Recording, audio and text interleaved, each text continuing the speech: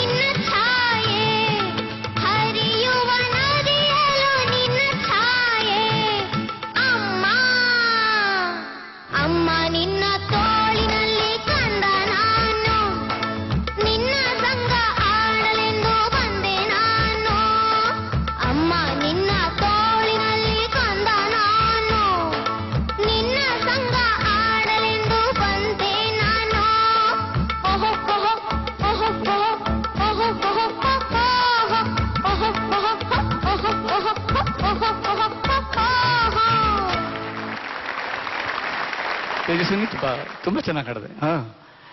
ಇಲ್ಲಿ ಅಮ್ಮ ಯಾರು ಗೊತ್ತಾಯ್ತಾ ನಿನ್ಗೆ? ಈ ಹಾಡಲ್ಲಿ ಅಮ್ಮ ಯಾರಿರ್ಬಹುದು? ಗೊತ್ತಿಲ್ಲ. ಸುಮ್ನೆ ಮತ್ತೊಂದ್ಸಲ ಓದು, ಮತ್ತೊಂದ್ಸಲ ಹಾಡು. ಗೊತ್ತಾ? ಪ್ರಕೃತಿ ಮಾತೆಗೆ ಅದು ಹೇಳ್ತಾ ಇರೋ ತರ ಇದೆ ಅದು.